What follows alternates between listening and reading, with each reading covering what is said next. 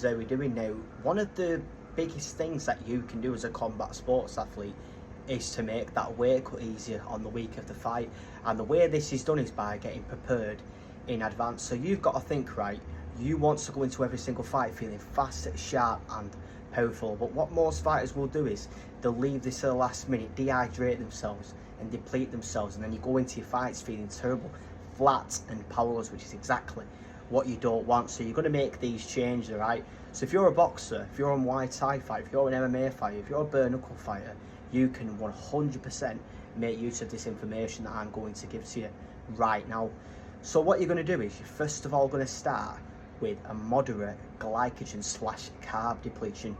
Around 7 to 10 days before your fight actually happens, you're going to lower your carbohydrate intake to around 150 grams per day.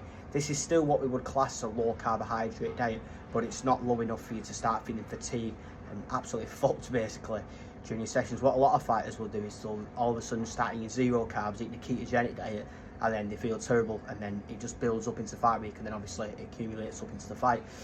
Now the reason you want to take your carbs 150 grams is because when we lower your carbohydrates, okay, carbs store in your muscles and bind to water, also in the liver, and that will obviously contribute to a large amount of your body weight. So that's because it's such a large amount of your body weight, that glycogen in the attached water will take that out first, and it takes, you know, around 24 to 36 hours, considerable amount of time to actually fully deplete your glycogen anyway, right? So we'll do that, and what we'll do is we'll then get to fight week around 3 to 4 kilograms above your fighting weight. So the weigh-in's on the Friday, the fight's on the Saturday. On the Monday, you're 3 to 4 kilograms above the fighting weight. So what you're going to do is you're then going to lower the carbohydrates in your diet even further, around 60 to 80 grams, of course, depending on how much weight you've got to cut.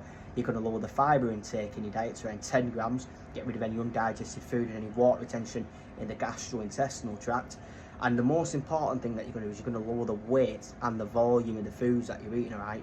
You do that, and then what you actually do is around 2 days before the weigh-in, you remove the sodium and the salt from your diet. So you stop adding seasonings to your food, you stop using your high sodium packaged seasonings and adding salt to your meals. So you do that, then the most important part that you've got to do is when you're actually dehydrating and doing a weight cut, you want to keep your body into this dehydrated state for as little time as possible. Most fighters will fucking dehydrate themselves on the week of the fight and the week before, alright?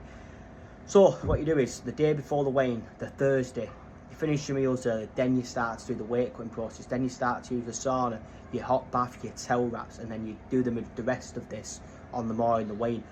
Don't make the mistake, as I mentioned and I'll reiterate now, that most fighters make and start cutting weight throughout the entire week. The idea is we lose the most amount of weight we can from the change to diet, go into that low volume diet, and then we dehydrate your body, get to the scales, rehydrate, refuel, and carb load for the fight and hydrate on fight day so that you can feel the best you ever will feel in your fights, fast, sharp and powerful. If you like this information, don't forget to give me a follow for more nutrition and dietetics for combat sports. Fucking go.